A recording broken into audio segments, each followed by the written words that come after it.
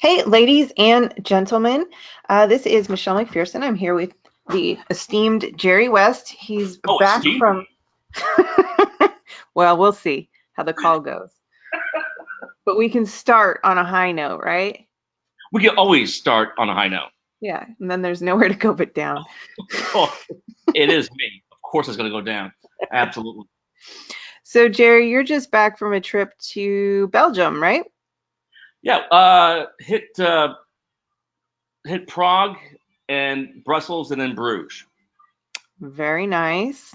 Yes. And if you haven't seen the movie In Bruges with Colin Farrell, oh my God, you've got to watch it. And it's a dark comedy, so just go into it realizing that. But that movie spurred me to actually go to Belgium.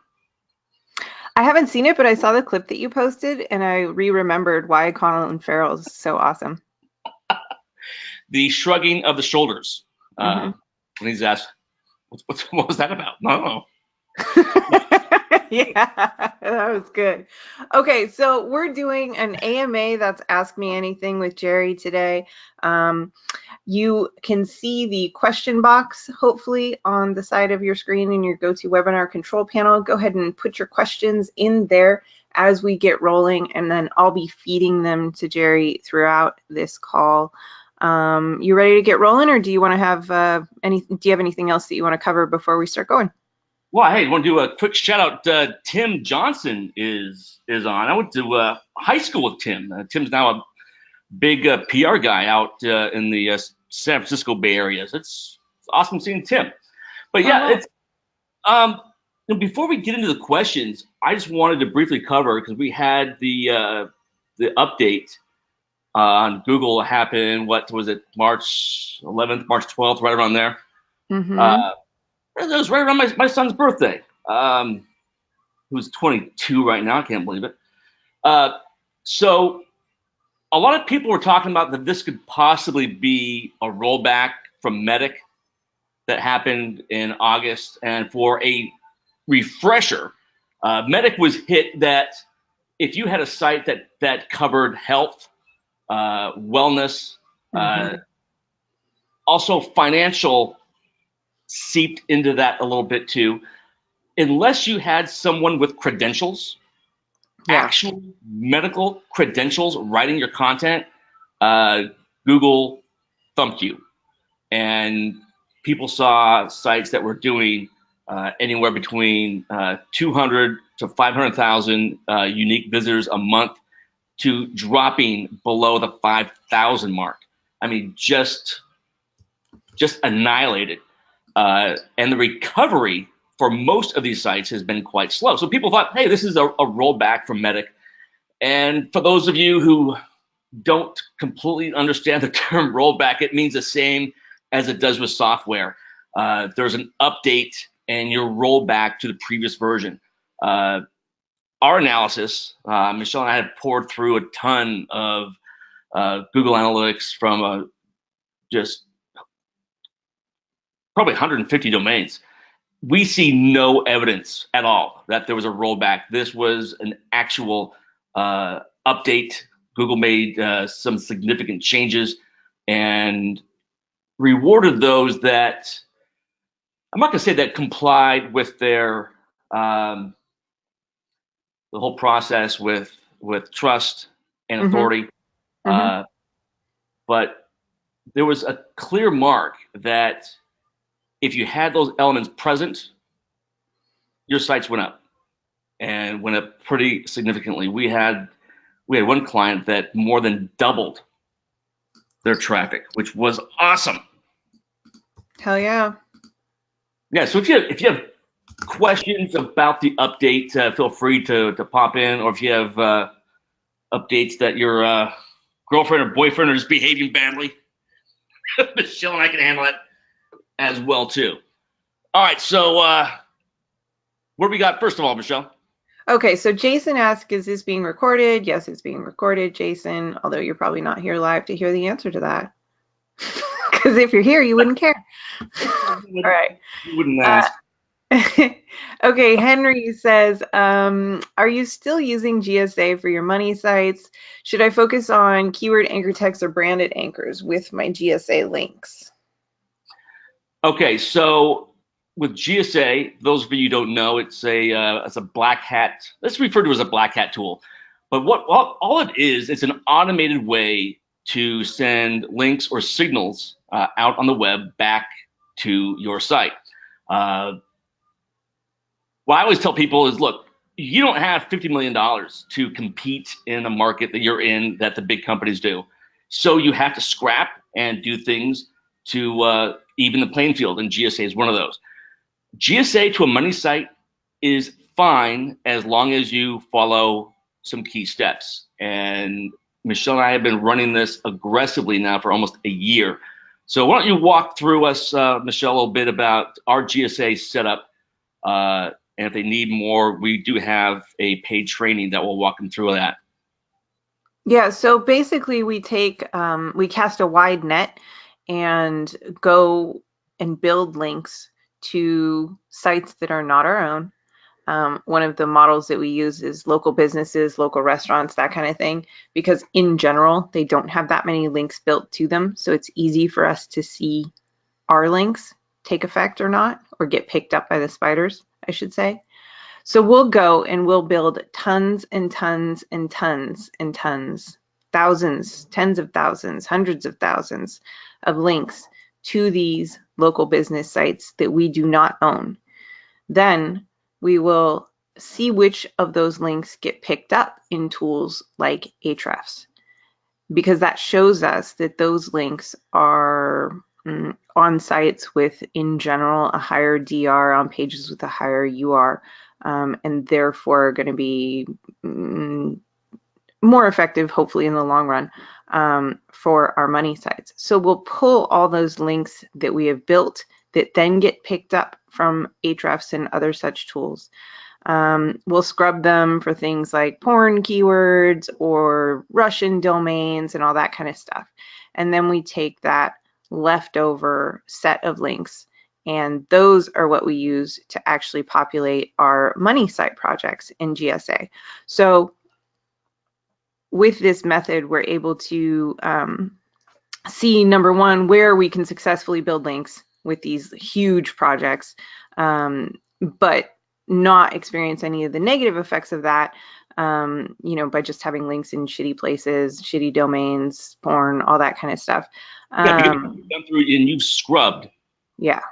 these lists. I think right now we're averaging about 1 million links a week between the two of us. Mm-hmm. That's just two machines. We don't have a whole bank. 1 million links a week is just fine. And all those million, we get to what, about 220, 250 links that are clean. That Yeah. process that Yeah. about okay. We've been It's doing crazy. that. So yeah, it's just it goes back to the old saying: you throw mud against the wall and see what Yeah. sticks. Same thing here. We're doing 1 million links blasting to go and find the diamonds in the rough, the 200 to 250 URLs that will actually boost our money sites, and those are the ones that we hit. Exactly. And then he was saying, should he focus on keywords for his anchor text or branded anchors? And really, I mean, that's going to depend on his existing anchor cloud. It Um, will, but I'm always adamant that focus focus on branding terms first mhm, uh, mhm. until you feel that your branding efforts are solid, and then you could branch out and start doing some actual keyword anchors. But for us, we focus our keyword anchors mostly on our PBNs and the paid links that we do, because those are going to be, in content. We can wrap Yeah, uh, the high authority links around them, the whole co-citation sandwich method that we've been doing for years.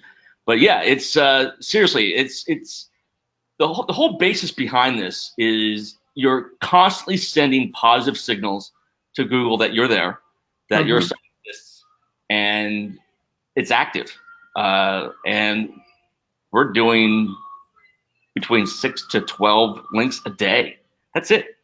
Just a small amount, but on a consistent basis, we keep seeing rankings go up, traffic go up, conversions go up, and so on and so forth. But if you're only going to do GSA, you will fail absolutely miserably. You have to have the whole package. You've got to have the authority links from your PBNs or do paid links, and not just GSA. Yeah. So there's tiers, and the GSA is the lowest tier, and they do their job, and we need them. But you've got to have that medium tier and that high tier too. Yeah, and they'll drop.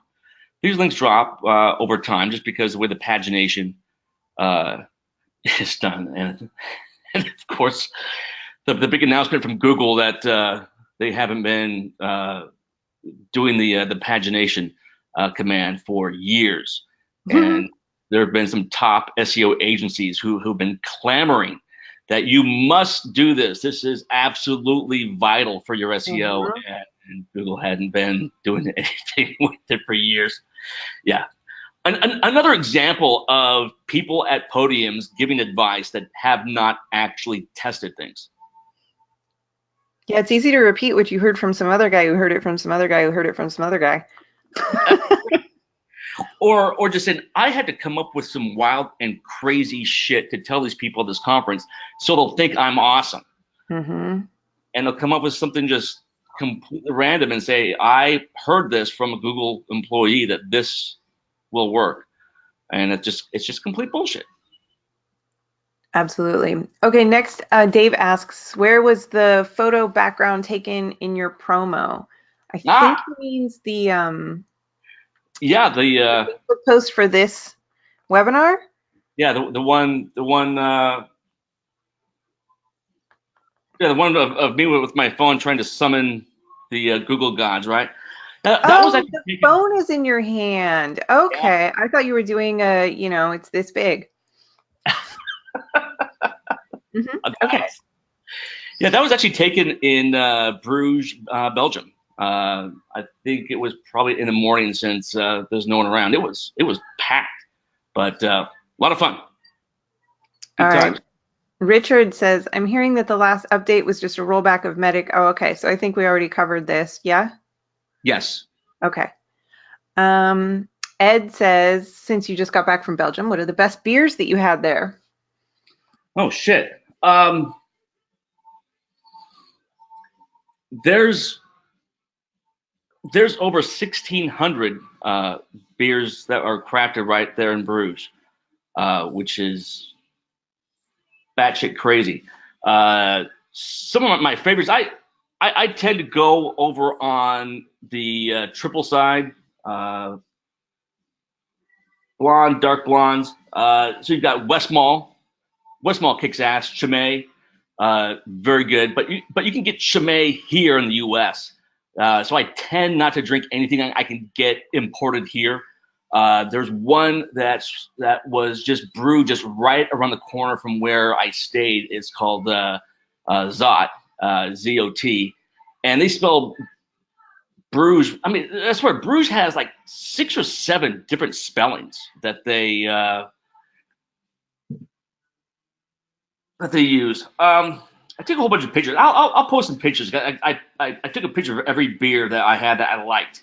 So I'll find those and post those up. And I think if you have a specialty store close to you, oftentimes they can order it and have it shipped over. And it's really not that expensive. Nice. Oh, yeah. It's beats the hell out of what we got here. Yeah, I like Belgian beer. I do. Okay, Marcus says. Don't drink that new Belgian shit. That's. No, not that stuff. No. No, I've had the shit with the champagne cork and the whole thing, and it's fucking amazing. Yes. Yeah, that's where it's at. Yeah, if you haven't experienced that with a champagne cork in your beer bottle, Belgium started that, and there's a reason why they have a champagne cork in there. It is that good. Okay, Marcus says, can I stop building my PBN network if I'm using a tool like GSA to build my links? We already covered that too. Answers on that is an absolute no. You got to have your food pyramid of link quality. Yeah. Yeah, you stop doing that, you'll completely flip things upside down, and you will see your rankings just completely tank. Now you've got to keep building those high authority sites on one end, and then the consistent blog comment spam on the other. Okay. Susan says, I just lost a client to a SEO that said that they were a Google Premier partner. I thought that that was just for AdWords. It is. Yeah, so this has been happening. Susan, you're not the first person who's contacted me about this. There's been like 4 or 5 just in the last month. And this is, I guess, a new thing that people are getting certified through Google AdWords. I guess now it's Google Ads. Mm-hmm. And they're now using that as part of their agency to land SEO clients saying, hey, we're a Google Premier partner. You want to sounds legit, right? Track. And wow. They don't. And honestly, they don't even have one with the new Google Ads either. It's just a certification they went through that they actually understand how to create a campaign. That's all it really is. Mm-hmm. Any of you have ever taken those certifications? It's all it is. It's a big infomercial on how to use their product. And they test you on how well that you paid attention in class. It's that ridiculous. It's not that you have any special skill, any special knowledge. It's that you follow directions. That's it. Yeah, you know where to click the buttons in their thing. Yeah. Oh, I know how to use Google to ask a question and find the answer. I'm certified. That's ridiculous it is. Yeah. Yeah. But dishonest people will use that to their advantage to pick up clients who don't know any better, and that's a shame. Oh, they will. And so there's also one going around.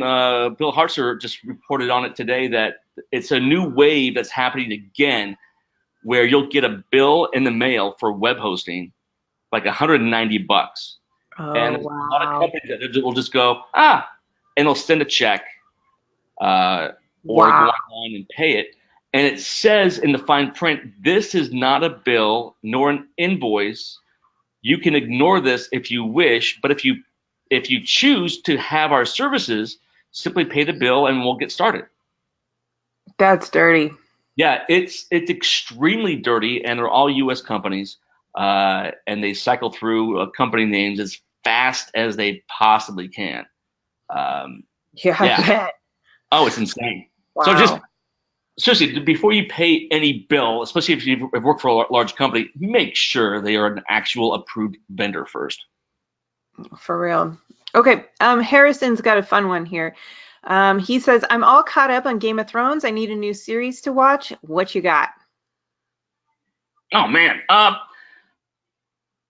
will always recommend 2, Billions and Ray Donovan. Both are completely badass, and they have so many similarities to our industry. It's a lot of fun to have those as well. I mean, Ray Donovan is a complete badass. And you can even look at him as a reputation management expert, right?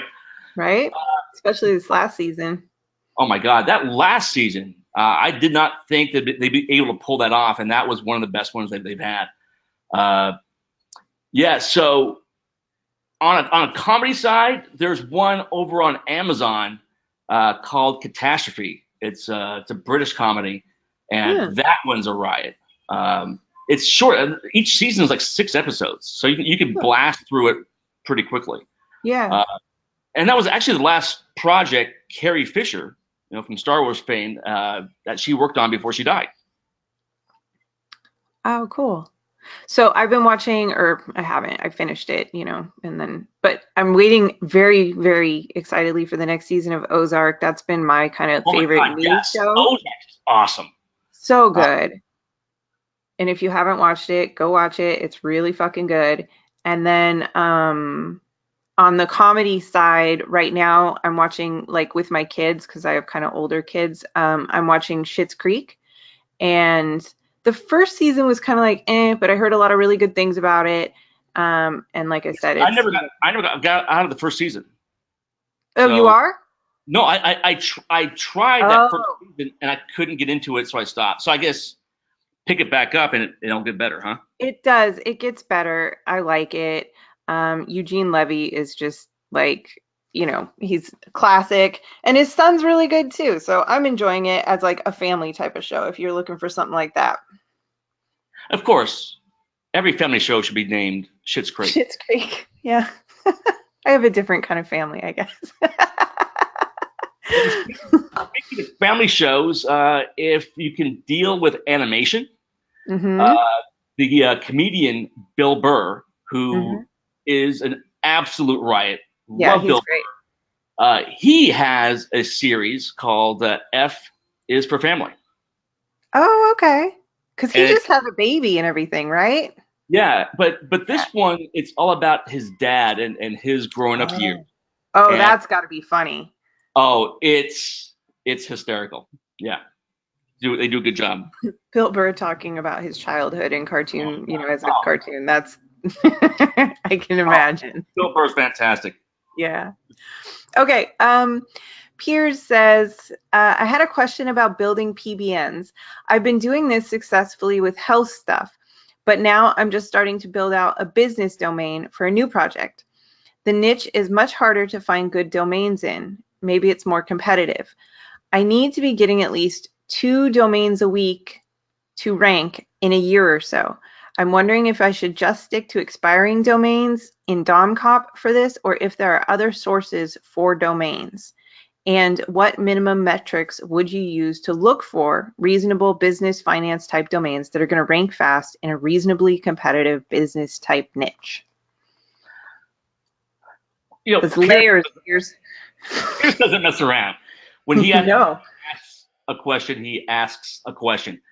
Uh, Pierce, since you're a member of the SEO Revolution, there are some key people I can get you in contact with. Number one, I'll connect you with Jason Duke, who has a very good option called the.domain.name. And what that will do is you can go in and do a search for the anchor text you want to rank for. And his tool will go through and show you all the expired domains that are currently available to register for $10 right now that have links pointing to it with that anchor text.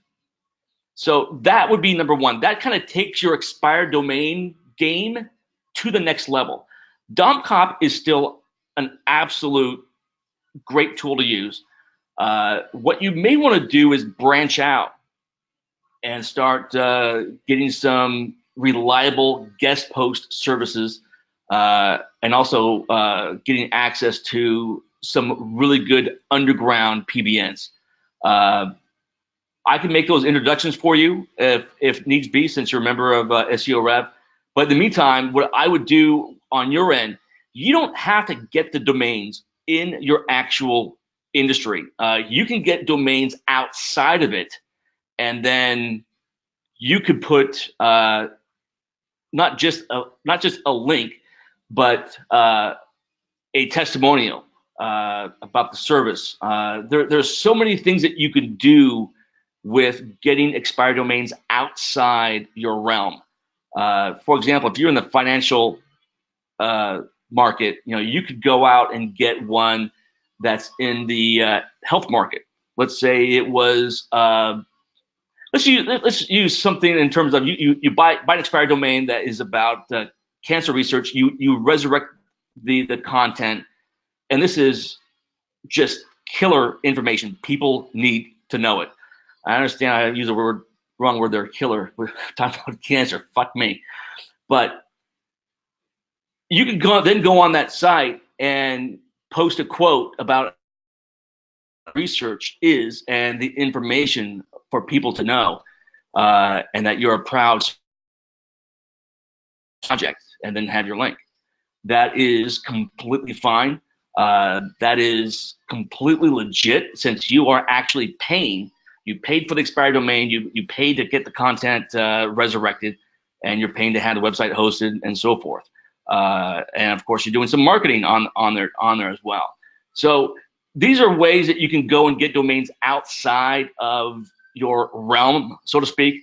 And in terms of metrics, there's people talk about Moz all the time, and I don't know why. Moz is probably one of the worst tools and metrics that you can use. And I don't have any evidence on this, but just in my testing and comparing the numbers between Moz, Majestic, and Ahrefs, Moz, I don't know how you feel, Michelle, but I swear it feels like they're making shit up.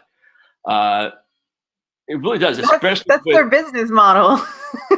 well, it is. Well, it's what Rand, and hats off to him on what he's built, because just in talking to him at PubCon over the years, it's all smoke and mirrors. There's nothing in my view that puts them on the pedestal that they put themselves on. So I would absolutely just discard anything that comes from Moz. I would focus on Majestic or over on Ahrefs. I've known Dixon Jones, who helped form Majestic. I've known Dixon for years. Dixon knows his stuff. Dixon is someone I would trust every single day of the week. They've got good data. Now, Ahrefs, in my view, has the best data. The only issue I've got with them right now is they updated their database back last December, and they are not refreshing that as often as they did. I mean, Michelle and I would go through and get a link at, say 8 o'clock in the morning, and by 5 p.m. that same day, Ahrefs found the link and had posted it, and shortly injecting it and using that for their metrics. That kicked ass. Now it's what? 5, 8, 12 days, sometimes 2 weeks. Yeah, they're slow right now, and it's frustrating. But yeah, but the PBN training that we did, Piers, that was last summer. We had a whole sheet on metrics that we recommended, especially when using DomCop. Just pull that up and review that. That will give you what you need. Perfect. Okay, Sandra says, I know Google Search Console is changing, but I can't find the fetch as Google option that I used to use when diagnosing issues. Where was it moved to? Oh my God. All right. Okay. Sorry, Sandra. I got bad news for you. It's, the new Search Console is supposed to be improving things, and it's not. And here's one of the key issues on that. They've taken that out. It's no longer available. Gone. So unfortunately, if you've been using that for any kind of diagnostics or trying to track things down for a problem site, it's gone. Ooh. Yeah, I remember back in the day they had the not selected graphic. So these were pages that Google was ignoring on your site, and you could see the graph change over time, so you could tell, okay, right when this happened, this is when my rankings went down and my not selected went way up, and we started to figure out exactly what was happening and how to go through and correct that. And once that got made public, I think it was like 2 weeks later, Google pulled it and no longer reported that feature.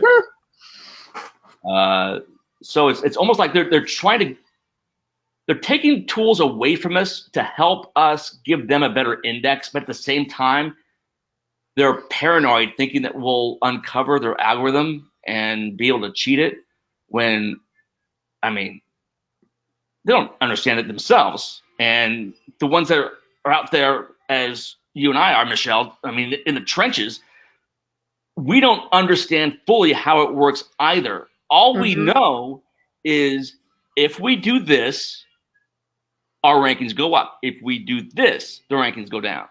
And that's not understanding the algorithm. That's just, it's called black box testing. You do things not knowing how it worked, and you shouldn't care how it worked. All you should care about is that it works. Perfect. Hopefully that made sense. Yeah. Okay, next question. Jake says, I use Shopify and MailChimp. Since MailChimp now no longer works with Shopify, what do you recommend I use?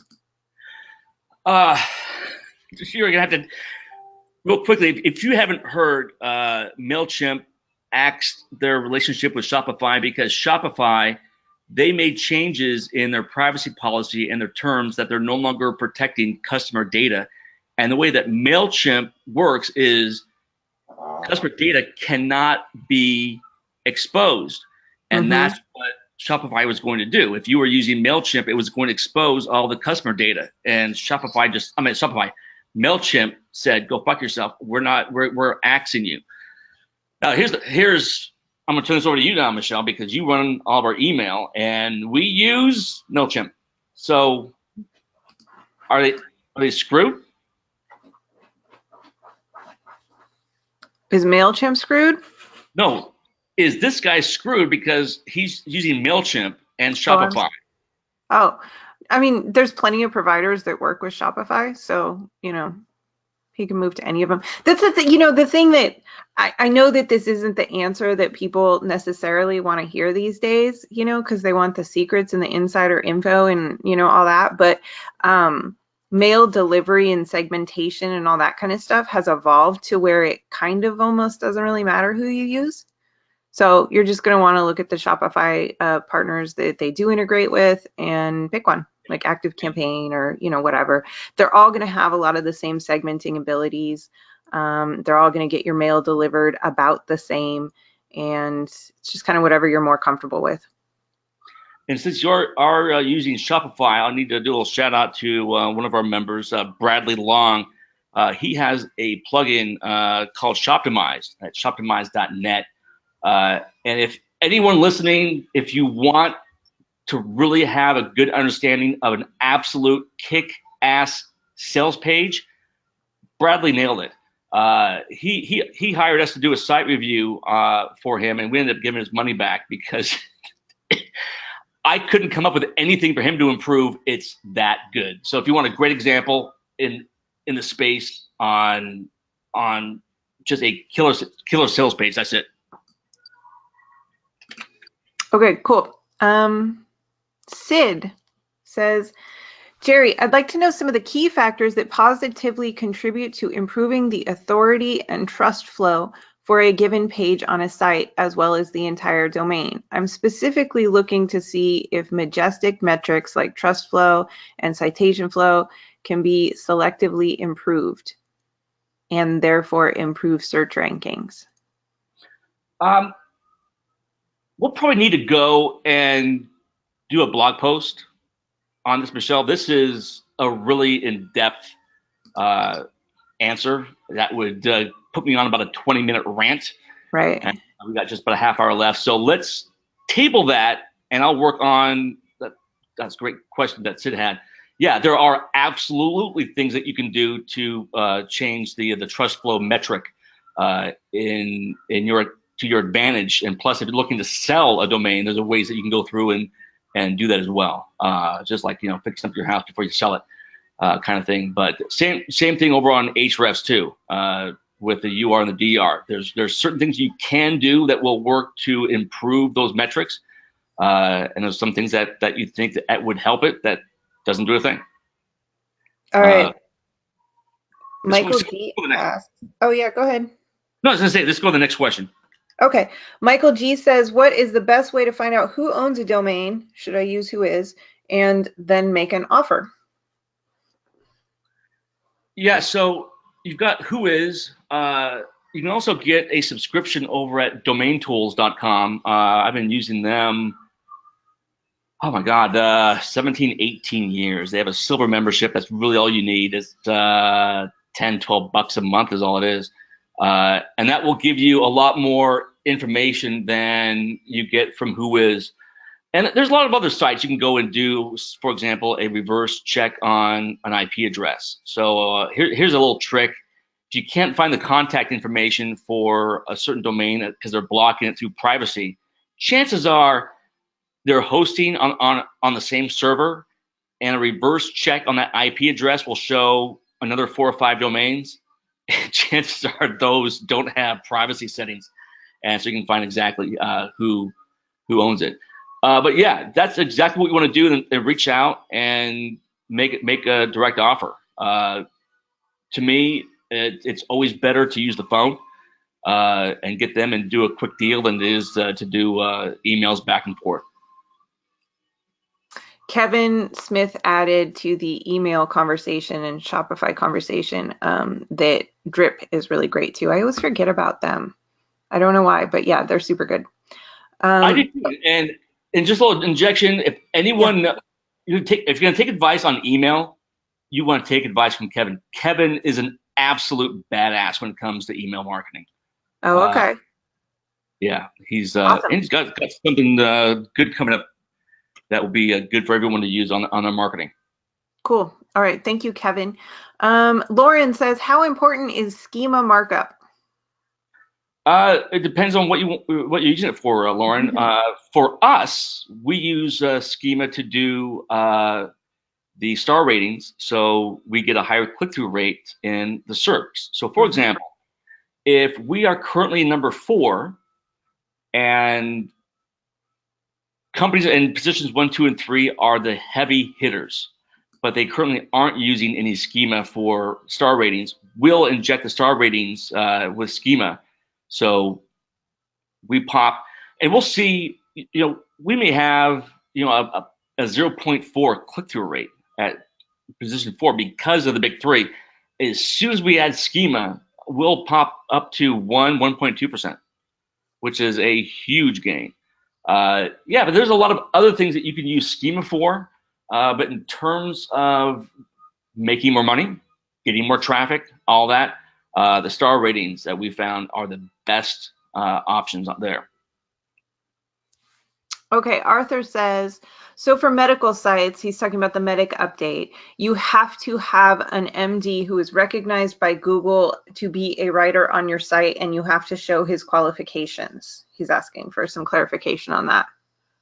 Yeah, that's exactly what they're asking. Now, it doesn't have to be a medical doctor, but it has to be someone with medical credentials. So, for example, a PA usually is not an MD. They've had, I'm not sure exactly the amount of schooling they've had. They may have had the same as an MD. They may just. It's a long time for PAs. Yeah, but you have to have, if you're going to give medical advice, you have to have someone who has a medical background write that article, or you need to cite those that do. But then what your site turns into is just a repository of regurgitated information, which may or may not be looked at too well in that regard. I do know there are medical people locally that I know that agreed for a fee, they would go and review the information. So that could be a very good possibility for you to do. But yeah, if you're giving medical advice, I mean, for the sake of your readers, you have to have someone with a medical background. You just can't go out and haphazardly just go out and grab information from articles and Frankenstein it and put it all together and call it good, because that's pseudoscience. It's not based on anything real. It's just, you're just getting stuff from everywhere. You have to have someone who has a solid medical background to do that. And I'm not just saying that just for rankings, but my God, you've got to do that for the health of your visitors. If they come and read something on your site that has not been tested, nor has been reviewed by someone in the medical community, and it's bogus, and someone gets hurt by it, that would suck. I'm sure there's people who died. I mean, this is how the whole anti-vaccine started. Some crazy person on the internet decided, oh, we don't need to vaccinate our children anymore. And then all of a sudden there's a fucking measles outbreak, which we haven't seen since what, 60s to 70s. Yeah, because whomever can run around and write medical advice Yeah. to Oh people. yeah. You had the Hmm. woman on Twitter. Oh, in my community, there's a measles outbreak, and my 5-year-old is not vaccinated. What do you suggest I do to protect my child? Hmm. Stupid bitch, vaccinate your kid. You know? I'm watching the webinar attendees drop. No, I'm kidding. I don't care. There you go. It's I'm seriously, kidding. it's just you've got to have so I mean I'm gonna beat the drum on this. And Hmm. it's true on the financial side as well. You've got to have someone who has a financial background review your financial advice. And we have financial sites, and we do that. We make sure they are gone through by someone who has a financial background, make sure that we're not stating something that's complete bullshit that could harm someone financially. Totally. Yeah. Okay. Sid says, is there evidence of ranking improvements being tied to site and page speed improvements for a WordPress-based site using a caching plugin, assuming nothing else has changed and the site has good authority links, etc.? So does site speed matter? Yeah, site speed does matter, but not for the reasons why you state in terms of ranking. Uh, we had a site that something, something. Well, I think our designer went on vacation or something. Something happened, and our site speed got horrific. I think at one time it got up to almost 6 seconds, but that's total load, and that's the problem with all these Mm, sites go that yeah, will tell you how fast or slow your site is because it goes by full page load. And yeah, it took 6.5 seconds to fully load. That's because we were loading all this shit at the bottom. yeah, The actual site showed up in less than half a second on screen. Uh, so in terms of what all the talking heads will say, that our rankings should have gone down, but they didn't.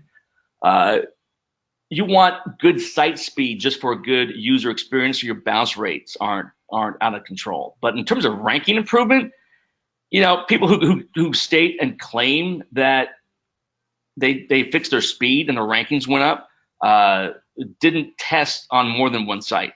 That may have been true years ago when Google first started getting in the game on that, but it's not the case now. Not by a long shot. yeah. Because back then too, we didn't all have as fast internet as we do now, and so that mattered a little bit more. And now Right. it's not quite as much of an issue. What matters more, Sid, is how your site looks and behaves with mobile. And you lose, Michelle. Those are your dogs. My dogs are I'm perfect. muted. My dogs are perfect. That's because they're back in Florida. All right, next one. Okay. Dan says, are PBNs still as effective as they were a couple of years ago? And how has your use of PBNs changed in the last year or so? Okay, they're actually more. Uh, they're more effective now, Dan. And how they've changed, I'll tell you how they've changed. So how I used to create PBNs is I would go and just grab an expired domain.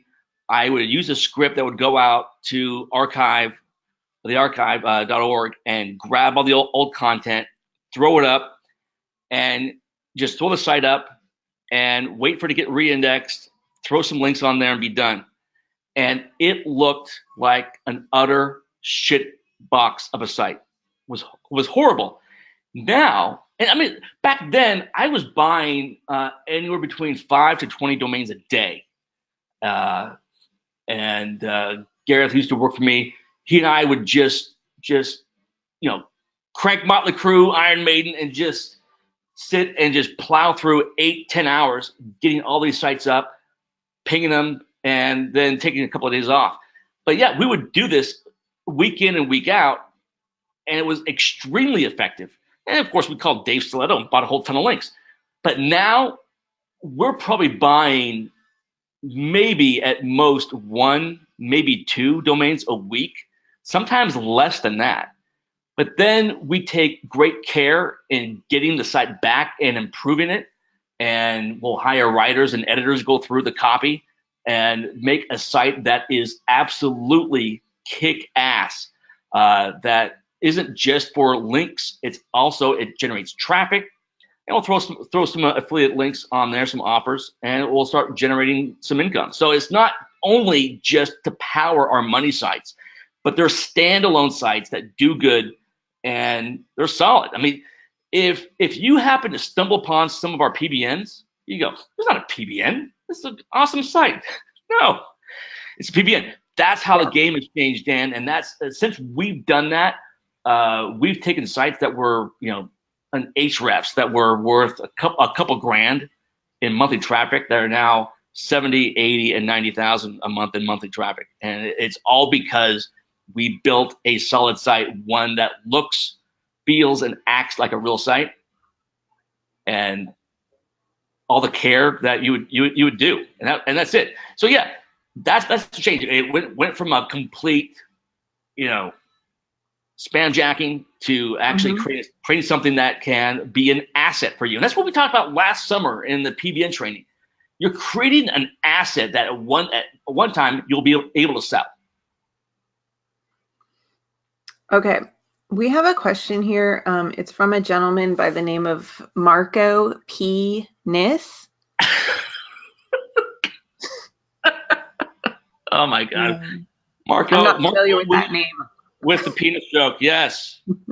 I don't know who that is, but we'll go with his question, Mr. Marco P. Nis. He says, question for Michelle. Share the story that will embarrass Jerry the most. Okay. There are so many. The funny thing is, though, is that Jerry lives on the East Coast, I live on the West Coast, so we don't actually spend a lot of time together to cultivate lots of embarrassing stories. So the one that I have that's really, really good is much better told in person. So I'm not going to give away the whole story today. I will tell you, though, that next time you see or talk to Jerry, just ask him about the gummy bears. That's all I'm going to say right now. Yeah. Okay. Yeah. That's an absolute good story in person. In fact, what we may do is in a few weeks do a webinar that we'll turn the cameras on and you can share that story of the gummy bears from Vegas. Well, I don't fucking remember it either. We have witnesses. We had a whole room. It was after one of the other people who were there to tell the story. Yeah, I just remember the next morning. Yeah. So here's a little background on the story. It was after I had a kidney stone. I should have been in the hospital. So I was on painkillers, and then I went on stage and started drinking, which is always a great combination. And I got completely whacked. And then we all went up to our suite for a little get together, and we had 20, 25 people or so. Yeah. We went down to the liquor store, we bought a whole bunch of booze, and then had that one dude from the UK. Of course he's English. It was Mark something. Anyway, yeah. He had a vape with him, so I just took a little long drag on it, no big deal. And he looks at me with weed convention going on at the same time, so everybody was bringing in their best weed in the country or something. It was nuts. Looked at me with this huge eyes, goes, "Dude, this is like really powerful weed. You just took in. That was not a good idea."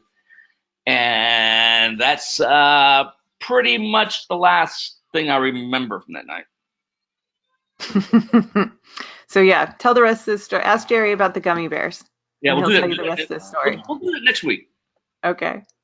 All right. Greg asks, my dog's grunting in the background. Can you hear it? No. Okay, I shouldn't have said anything. She's doing that reverse sneeze grunt thing.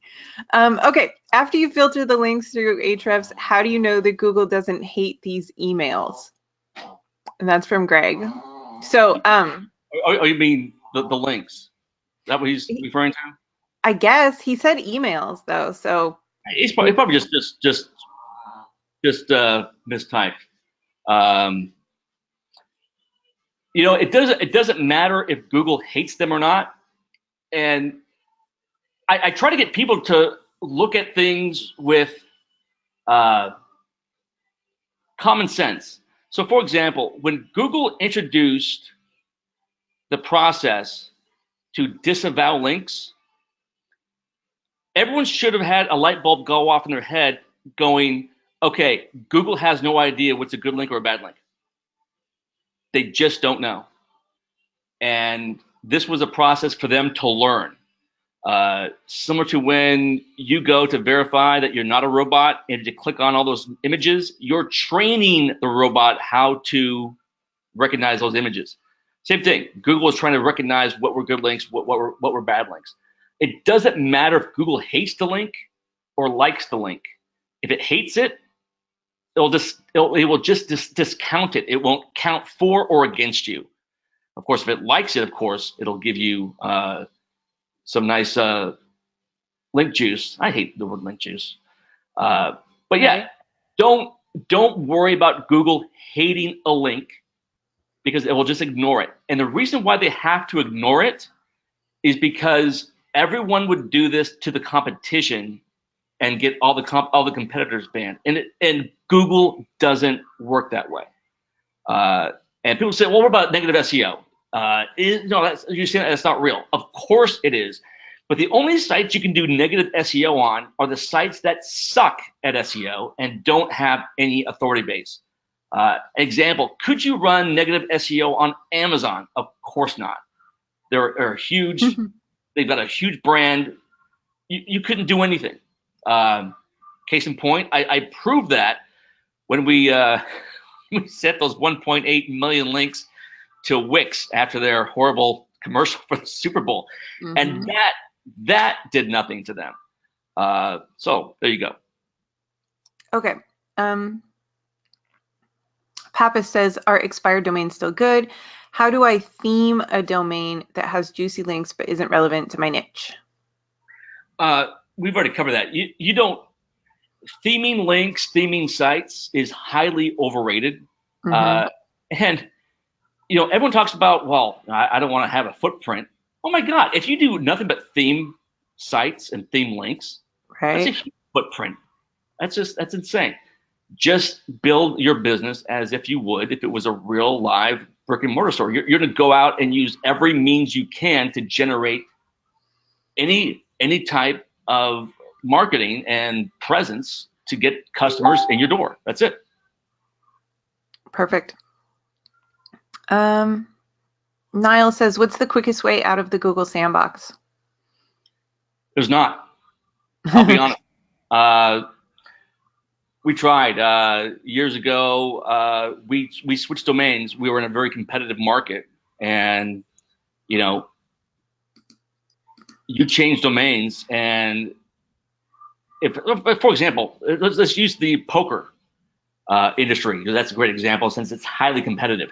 If you change domains and you do a 301 pass through to a brand new domain, that domain is not going to rank out of the gate, even though the other one did. Just because now that one has to clear customs, if you will, a certain time period.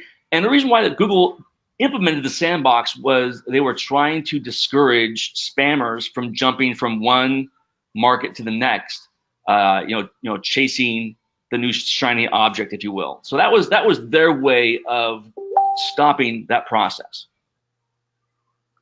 Hopefully that makes sense.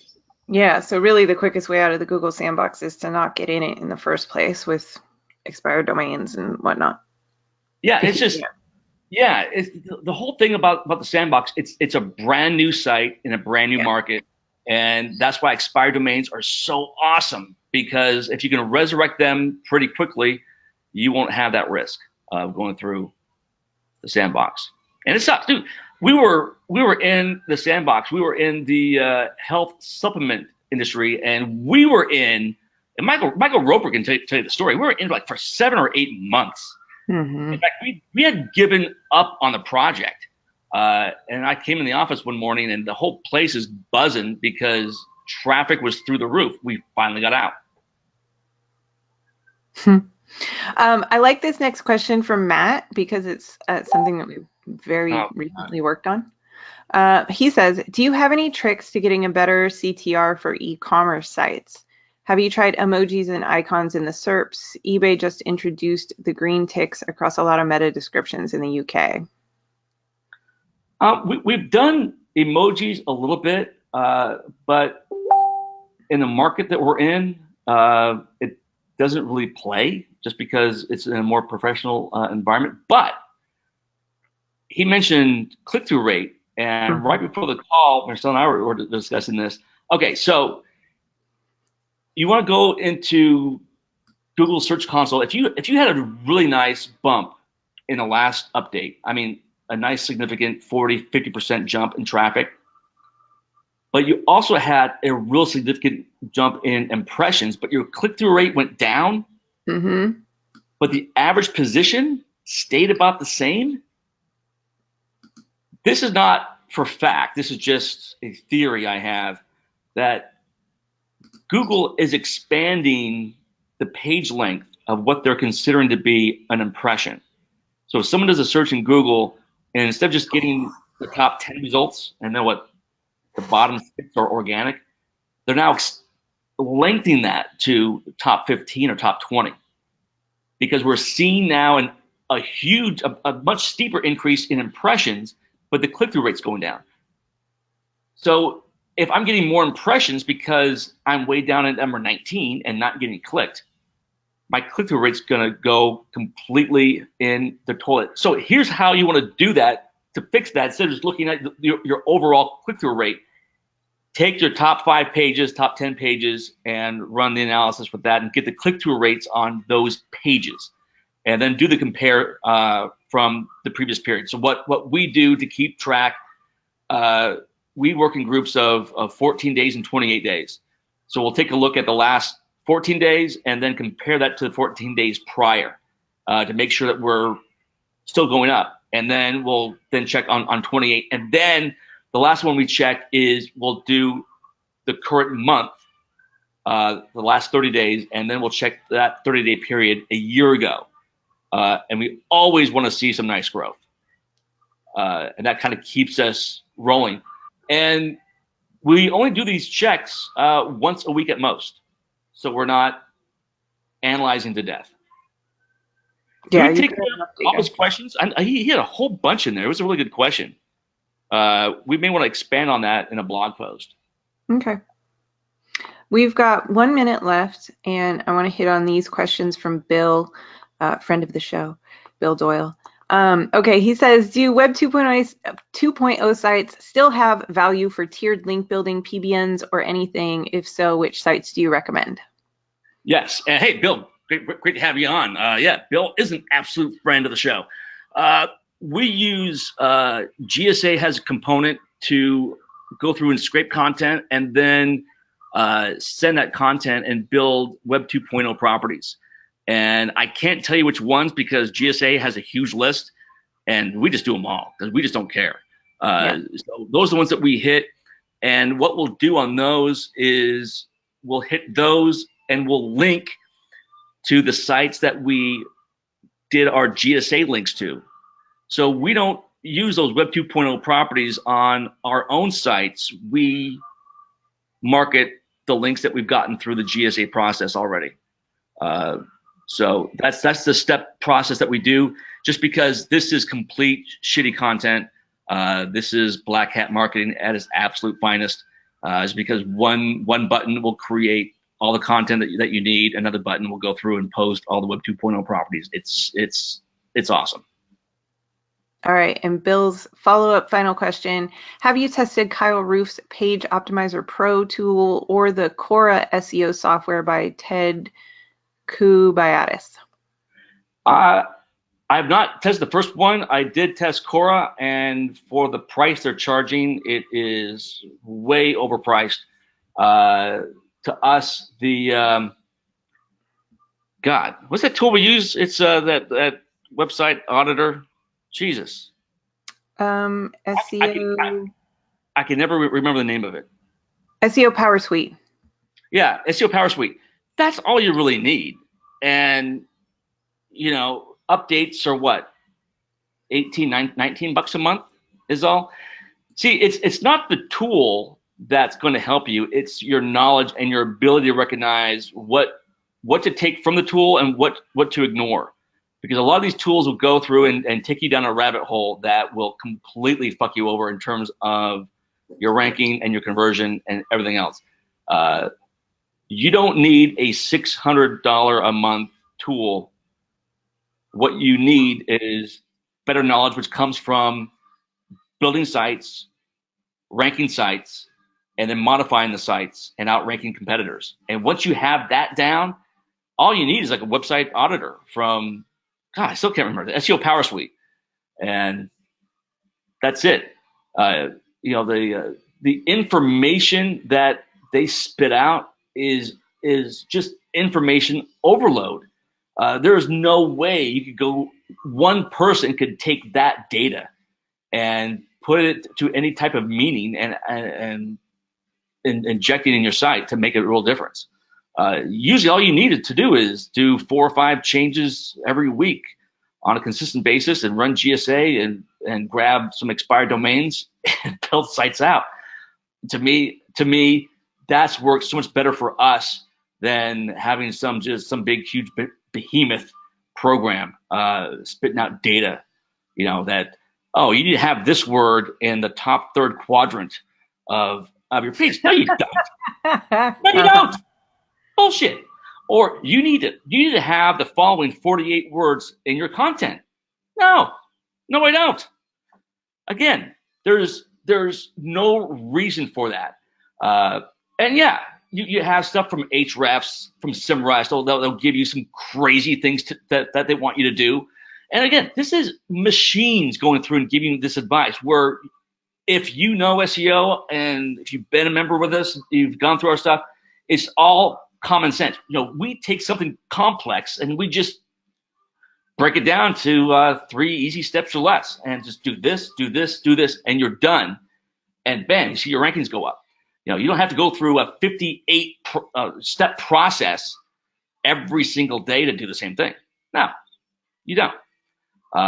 So that's my rant.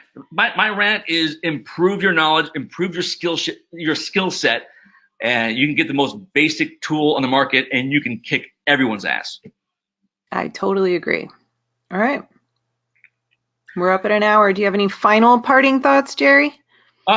Parting thoughts. If we can, I don't know if we can export the questions we didn't get to. I could even do a little. We can. All right. I'll do a little rant off the air, and we'll get that done. But yeah, just going back is improving your knowledge, improving your skill. You can do so much more than any tool is going to go through and spit out, as we talked with Bill about that. And keep on the lookout in the next day or two. We are updating some of our training, not just on the SEO side, but on the pay-per-click side. We got 2 incredible experts that have been working at the high corporate level. We're talking, they have budgets of between $50 and $150 million a year on pay-per-click. So they know their shit. So yeah, be on the lookout for that next couple days, and that's it. I'm ready for more beer, Michelle. I'm going to join you. That sounds good. All right. Yeah, 1 o'clock your time. All right. Hey, everyone, thank you so much for being on, and we'll talk soon. All right. Bye, everybody. Thank you.